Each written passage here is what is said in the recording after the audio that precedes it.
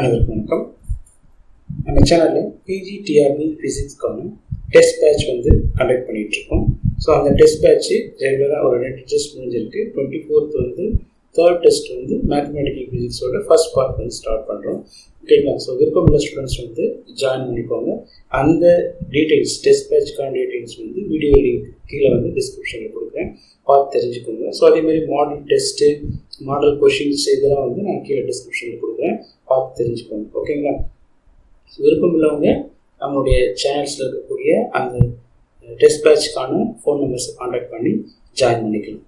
ஓகேங்களா? ஸோ இதில் சில டாபிக்ஸ் டீச் பண்ணியும் யூடியூப் சேனலில் போட்டுட்ருக்கேன். ஸோ அதை ரிலேட்டடான கொஷின்ஸும் பின்னாடி டிஸ்கஸ் பண்ணலாம். ஸோ உங்களுக்கு ஏதாவது டவுட்ஸ் இருக்குது, இந்த டாபிக் டீச் பண்ணுங்க அப்படின்னு கமெண்ட்ஸில் கொடுத்தீங்கன்னா அந்த டாபிக் நம்ம டீச் பண்ணுவோம். ஸோ டெஸ்ட் பேட்ச் விருப்பமுள்ள ஸ்டூடெண்ட்ஸ் நீங்களும் ஜாயின் பண்ணிக்கலாம். ஸோ சில ஸ்டூடெண்ட்ஸ் மெட்டீரியல்ஸ் கேட்குறீங்க. ஸோ மெட்டீரியல்ஸ் வேணும் அப்படின்னா நமக்கு சேனல்ஸில் அல்லது நம்ம நம்பரில் காண்டாக்ட் பண்ணுங்கள். ஸோ எந்த ஒரு குறிப்பிட்ட யூனிட் மட்டும் இப்போது ரெடி பண்ணிகிட்ருக்கோம். ஸோ அந்த யூனிட் மட்டும் கொடுக்கலாம் அப்படின்னு பிளான் பண்ணியிருக்கோம். ஓகேங்களா? நம்ம நம்பர்ஸ்க்கு காண்டாக்ட் பண்ணுங்கள். ஓகே, நம்ம டாபிக்குள்ளே போகலாம். இன்னைக்கு இந்த வீடியோவில் பார்த்தீங்கன்னா மேக்ஸ்வெல் போல்ட்ஸ்மேன் ஸ்டாட்டிஸ்டிக்ஸ் இந்த டாபிக் தான் இன்னைக்கு நம்ம டிஸ்கஸ் பண்ண போகிறோம். ஓகேங்களா? ஸோ இந்த மேக்ஸ்வெல் போல்ட்ஸ்மேன் ஸ்டாட்டிஸ்டிக்ஸில் பேசிக் பாஸ்டுலேட்ஸ் என்னென்ன இருக்குது அப்படின்னு பார்த்தீங்கன்னா, first, particles are similar and distinguishable. There are no symmetry restriction. So இது மூணுமே ரொம்ப important point.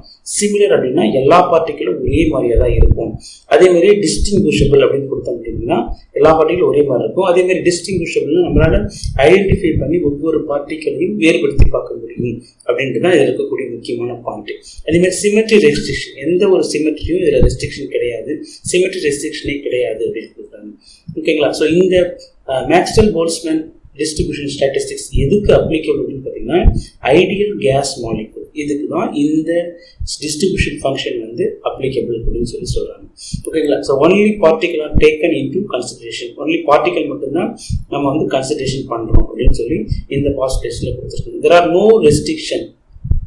are no restriction on number of particle in given state. அப்படின்னா ஒரு எனர்ஜி ஸ்டேட் இருக்கு அப்படின்னா இந்த எனர்ஜி ஸ்டேட்ல எத்தனை நம்பர் ஆஃப் பார்ட்டிகல் வேணாலும் பிளேஸ் பண்ண முடியும்.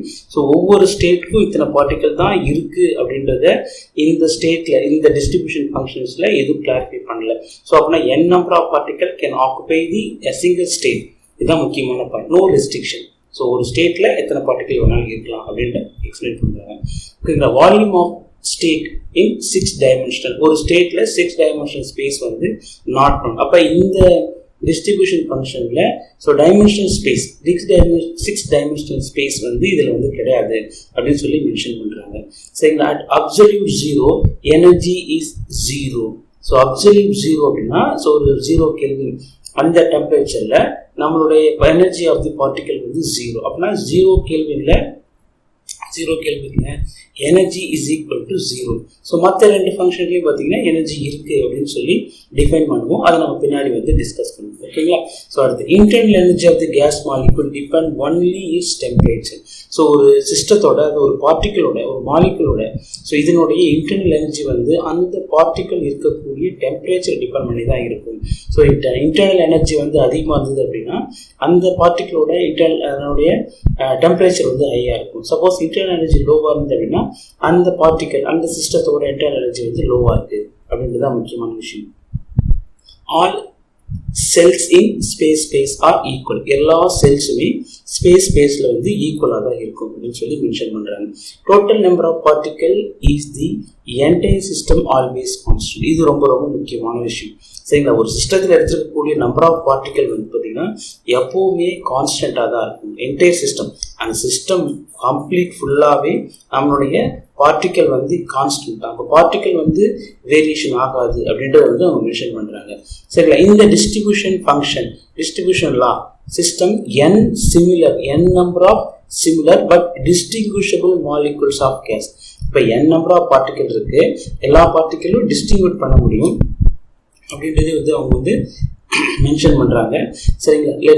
Space divided into a large number of cells 1 to k வரைக்கும் அதாவது k வரைக்கும் இருக்கக்கூடிய செல்ஸ் அவங்க டிஃபைன் பண்றாங்க. ஸோ எனர்ஜி லெவல் 1, இங்க எனர்ஜி லெவல் 1, அதே மாதிரி number 1. E2 N2 E3 N3 EI NI அப்படின்னு சொல்லி நிறைய என்ன பண்றாங்க எனர்ஜி லெவல்ஸும் நம்பர் ஆஃப் ஸ்டேட்ஸ் எனர்ஜி ஸ்டேட்ஸையும் வந்து மென்ஷன் பண்றாங்க according to fundamental postulates of mechanics. இது வந்து fundamental postulates of statistical mechanics படி இந்த எனர்ஜி லெவல் வந்து மென்ஷன் பண்ணியிருக்காங்க. நெக்ஸ்ட் இந்த total number of particle in the system. அப்போ ஒரு சிஸ்டத்தில் எவ்வளோ நம்பர் ஆஃப் பார்ட்டிகல்ஸ் இருக்கு அப்படின்றது என் கேபிட்டல் என் அப்படின்னு கொடுத்துருக்காங்க. ஸோ நமக்கு எத்தனை நம்பர் ஆஃப் பார்ட்டிகல்ஸ் இருக்கு? ஃபர்ஸ்ட் ஸ்டேட்ல N1, செகண்ட் ஸ்டேட்ல N2, தேர்ட்ல N3, அதே மாதிரி NK வரைக்கும் இருக்கக்கூடிய வேல்யூ. இது எல்லாமே மொத்தமாக சேர்த்தா நம்பர் ஆஃப் பார்ட்டிகல் வந்து கான்ஸ்டன்ட் அப்படின்னு சொல்லி சொல்றோம். ஏன்னா பார்ட்டிகளோட வேல்யூ வந்து பார்ட்டிகல் நம்பர் ஆஃப் பார்ட்டிகல் வந்து சேஞ்ச் ஆகாது அப்படின்றது முக்கியமான விஷயம். ஓகேங்களா? ஸோ நெக்ஸ்ட் பாருங்க delta N change in the total number of particle that is equal to 0. So இது முக்கியமான விஷயம். ஸோ டெல்டா என் இது எப்படி எழுதுவாங்க பார்த்தீங்கன்னா delta N is equal to 0 அப்படின்னு சொல்லி சிம்பிளாக மென்ஷன் பண்ணிடுவாங்க.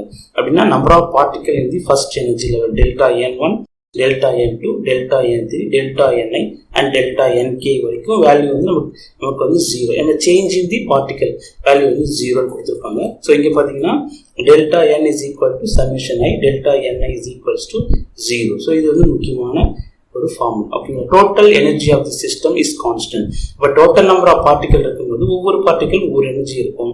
இப்போ total number of particle is constant. அப்போ டோட்டல் எனர்ஜி நமக்கு எப்படி பார்த்தீங்கன்னா கான்ஸ்டன்ட் அப்படின்றத வந்து மென்ஷன் பண்ணுறாங்க. Total energy of the system is constant. So இங்கேயும் அதே மாதிரி எனர்ஜின்னு சொல்லும்போது N1 E1, N2 E2, N3 E3, Ni Ei and Nk Ek that is equal to constant. So அப்போ U is equal to என்ன சொல்றாங்க பார்த்தீங்கன்னா கான்ஸ்டன்ட் அப்படின்னு சொல்லி மென்ஷன் பண்றாங்க. So U is equals to summation I Ni Ei. So மேலே இருக்கிறது வந்து பார்த்தீங்கன்னா நம்ம வந்து டோட்டல் நம்பர் ஆஃப் பார்ட்டிகல் கொடுத்துருப்போம். இங்கே வந்து பார்த்தீங்கன்னா total energy of the system அப்படின்னு சொல்லி கொடுத்துருக்காங்க. இங்கே அதே மாதிரி change in the energy should be equal to 0. So delta U இங்கே வந்து Ei del Ni, E2 del N2, E3 del N3, Ei del Ni அதே மாதிரி Ek del Nk that is equal to 0. இதை simplify பண்ணிட்டு delta U change in the energy of the system, total energy of the system is equals to summation Ei del Ni is equal to 0. When a gas is in equilibrium, the probability is maximum. அப்ப நமக்கு case வந்து ஈக்குலிபிரியமா இருந்துச்சு அப்படின்னா அந்த probability of the finding the particle வந்து maximum அப்படின்னு கொடுக்குறாங்க. ஓகேங்களா? ஸோ அப்போ டெல்டா பி இஸ் ஈக்குவல்ஸ் என்னவா இருக்கும் நமக்கு 0. அப்போ சேஞ்ச் இன் தி ப்ராபபிலிட்டி வந்து பார்த்தீங்கன்னா நமக்கு என்ன கொடுக்குறாங்க 0 அப்படின்னு சொல்லி மென்ஷன் பண்ணுறாங்க. Change in the probability is 0 when p is equals to when p is maximum அப்படின்னு சொல்லி எடுத்துட்டீங்க அப்படின்னா log p is என்னவா இருக்கும் நமக்கு மேக்ஸிமமா இருக்கும். ஸோ அப்போ delta log p is equals என்ன மென்ஷன் பண்ணுறாங்க 0. சரிங்களா? அப்போ change in the probability is 0. So thermodynamical probability so W இதுவும் ஒரு கொஷின். ஸோ அதே மாதிரி இதை வந்து சிக்மா அப்படின்னு கூட வச்சுக்கணும். ஸோ ஒமேகா அண்ட் சிக்மா இதை நேம் எப்படியாலும் மாற்றி எழுதிக்கோங்க. ஸோ இது ரெண்டும் நமக்கு என்ன கொடுக்குறாங்க பார்த்தீங்கன்னா Ni by N1 factorial and N2 factorial up to Ni factorial and Nk factorial. So divisionல இந்த வேல்யூ கொடுத்துருக்காங்க. ஸோ இந்த periodic probability G is equals to G power N and G power I, so G power 1, G1 and N1, G2 power la N2, G3 power la N3, Gi power la Ni, Gk power la Nk அப்படின்னு சொல்லி mention பண்ணியிருக்காங்க. So இது வந்து பார்த்தீங்கன்னா and G1 G2 என்ன mention பண்ணுறாங்க பார்த்தீங்கன்னா quantum states. So G1 G2ன்றது நமக்கு என்ன சொல்கிறாங்க quantum state of the probability. So அந்த அதில் total probability P is equals to n factorial into so k அதாவது இது வந்து பை அப்படின்னு சொல்லி எடுத்துக்கலாம். இது வந்து நமக்கு என்ன சொல்றாங்க அப்படின்னு பார்த்தீங்கன்னா so represent the product of quantities. So ஒவ்வொரு வேல்யூவோட ப்ராடக்ட் அப்படின்னு கொடுத்துருக்கோம். முன்னாடி சம்மேஷன் அப்படின்னா நம்ம என்ன சொல்லுவோம் அடிஷன்ஸ் அப்படின்னு சொல்லி சொல்லுவோம். ஸோ இந்த சிம்பிள் பார்த்தீங்கன்னா இந்த பை மாதிரி சிம்பிள் போட்டோம் அப்படின்னு பார்த்தீங்கன்னா இங்கே நமக்கு ஐயோட வேல்யூ 1லேருந்து கே வரைக்கும் இருக்கக்கூடிய எல்லா பார்ட்டிகளோட ப்ராடக்ட் கால்குலேட் பண்ணணும். அதுதான் மேலே பார்த்தீங்கன்னா இங்கே கொடுத்துருக்காங்க G power n, G power 1 G1 power N1 அதே மாதிரி G2 பவர் N2 சொல்லி மென்ஷன் பண்ணியிருப்பாங்க. இங்கே தான் கொடுத்துருக்காங்க. ஸோ இங்கே ஐலேருந்து 1i equal to 1 to k வரைக்கும் Gi power Ni. So Ni factorial அப்படின்னு மென்ஷன் பண்ணியிருக்கோம். சரிங்களா? ஸோ இந்த சிம்பிளுக்கு என்ன மென்ஷன் பார்த்தீங்கன்னா represent the product of the quantities. So அதை GI பவர் NI டிவிஷன்ஸில் NI ஃபேக்டோரியல் அப்படின்னு மென்ஷன் பண்ணியிருக்கோம். For all values of 1 to k, from ஐயோட வேல்யூ வந்து 1லேருந்து k வரைக்கும் வந்து மென்ஷன் பண்ணியிருக்கோம். For equilibrium distribution, so maximum probability using ஸ்டெர்லிங்ஸ் formula and Lagrangian undetermined multiplies alpha and beta. ஓகேங்களா? So log of e power ni divided by gi, that is equals to minus alpha minus beta ei அப்படின்னு சொல்லி mention பண்ணிக்கலாம். ஓகேங்களா? So இது என்ன பண்ணுறாங்க பார்த்தீங்கன்னா, லாகோட value ரெண்டு சைடும் நமக்கு லாக் பதிலாக என்ன பண்ணுறோம், நீங்கள் எக்ஸ்பனென்ஷியல் எடுத்தீங்க அப்படின்னா, ரெண்டு சைடும் எக்ஸ்பனென்ஷியல் எடுத்தீங்க அப்படின்னா இங்கே இருக்க லாகோட வேல்யூ வந்து கேன்சல் ஆகிடும். ஸோ இந்த டேர்ம் வந்து நமக்கு என்ன வரும் பார்த்தீங்கன்னா, எக்ஸ்பனென்ஷியல் டேர்மில் வந்து பவரில் வந்துடும். So e power minus alpha and minus beta I.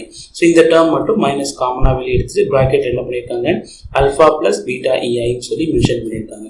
So இங்கே இருக்கக்கூடிய ஜிஐயை இந்த ரைட் சைடு மூவ் பண்ணிங்க அப்படின்னா ni is equals to gi e power minus alpha plus beta ei அப்படின்னு கிடைக்கும். ஸோ இதுதான் நம்மளுடைய Maxwell Boltzmann energy distribution law in general form.